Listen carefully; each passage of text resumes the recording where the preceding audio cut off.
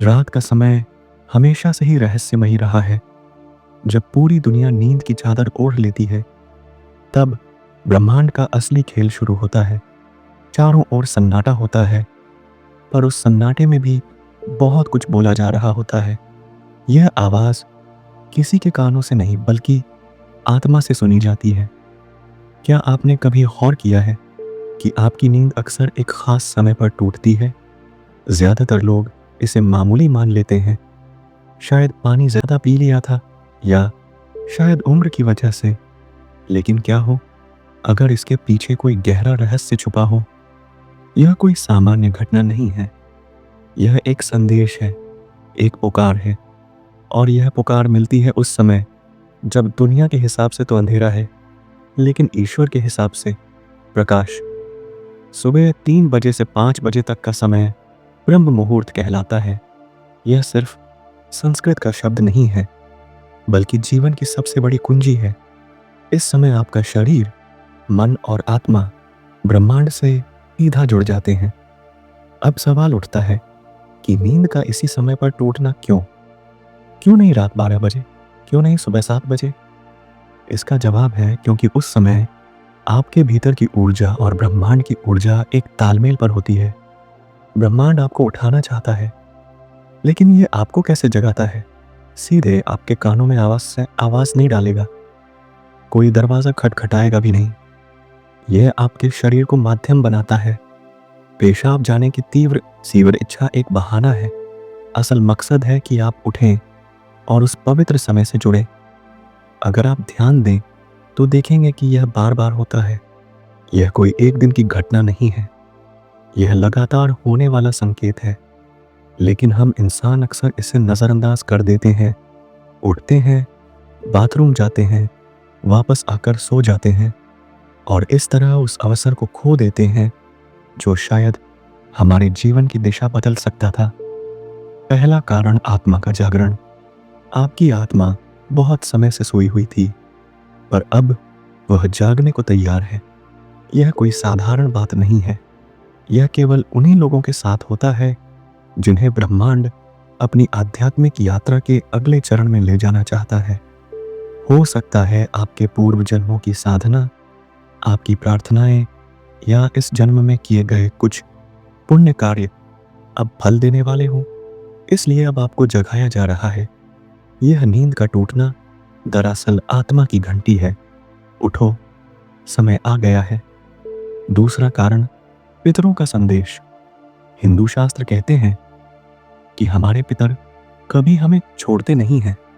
वे हमेशा किसी न किसी रूप में हमारे आसपास रहते हैं, खासकर ब्रह्म मुहूर्त में, जब स्थूल और सूक्ष्म लोक के बीच की दीवार सबसे पतली हो जाती है।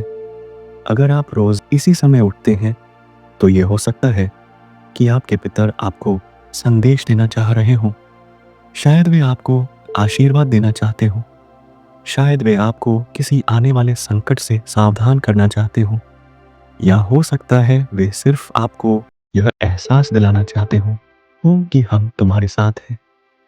कभी आपने गौर किया है कि बाथरूम जाते समय एक अजीब सी अनुभूति होती है, जैसे कोई पास में खड़ा हो? वह डराने के लिए नहीं, बल्कि आपका साथ देने के लिए है। तीसरा कारण, इष्ट देव की पुकार। हर आत्मा का एक इष्ट देव होता है। हो सकता है कि भाग दौड़ भरी जिंदगी में आप उन्हें याद करना भूल गए हों, लेकिन आपकी आत्मा उन्हें नहीं भूली। ब्रह्म मुहूर्त का समय आपके और आपके इष्ट देव के बीच का सबसे सीधा पुल है। इस समय की गई प्रार्थना तुरंत सुनी जाती है। इसलिए हो सकता है आपके इष्ट देव आपको रोज इस बहाने जगाते हों कि आओ, मुझे याद करो। चौथा कारण, शरीर और ब्रह्मांड का संबंध। हमारा शरीर सिर्फ हड्डियों और खून से नहीं बना है। यह पंचतत्वों, पृथ्वी, जल, अग्नि, वायु और आकाश से बना है। आयुर्वेद कहता है कि रात के 2 से 6 बजे तक का समय वात काल कहलाता है। यह समय शरीर की गतियों से जुड़ा होता है, यानी पेशाब और मल विसर्जन भी। जब ब्रह्मांड की ऊर्जा ब्रह्म मुहूर्त में सक्रिय होती है, तो आपके शरीर की ऊर्जा भी सक्रिय हो जाती है। इसलिए नींद का टूटना कोई बीमारी नहीं, बल्कि शरीर और ब्रह्मांड के बीच का तालमेल है। यह याद दिलाता है कि आप सिर्फ शरीर नहीं, बल्कि उस बड़े ब्रह्मांड का हिस्सा हैं। अब सवाल यह है कि जब यह दिव्य संकेत आपको बार बार दिया जा रहा है, तो आपको करना क्या चाहिए? ज्यादातर लोग गलती करते हैं। उठे, बाथरूम गए, वापस आकर सो गए और संकेत बेकार चला गया। लेकिन आप ऐसा मत करिए। सही तरीका, जब अगली बार आपकी नींद 3 से 5 बजे के बीच खुले, नाराज मत होइए। यह मत सोचिए कि उफ, फिर से मेरी नींद टूट गई, बल्कि मुस्कुराइए और मन ही मन कहिए, धन्यवाद हे प्रभु, आपने मुझे जगाया। पहले शांत मन से बाथरूम जाइए। वापस आए तो तुरंत बिस्तर में मत घुसिए। अपने हाथ पैर और चेहरा ठंडे पानी से धो लीजिए। अब बस कुछ मिनट शांत बैठ जाइए। आंखें बंद कर लीजिए। धीरे धीरे सांस लीजिए और छोड़िए। सोचिए कि आप हवा नहीं ले रहे, बल्कि ब्रह्मांड की ऊर्जा अपने भीतर भर रहे हैं। यह वही क्षण है जब आपके जीवन का असली परिवर्तन शुरू हो सकता है। आप क्या कर सकते हैं? 1. ध्यान, अपनी सांस पर ध्यान दीजिए। महसूस कीजिए कि हर सांस में ब्रह्मांड आपके भीतर उतर रहा है। 2. प्रार्थना, अपने इष्ट देव को याद कीजिए। उनसे बात कीजिए।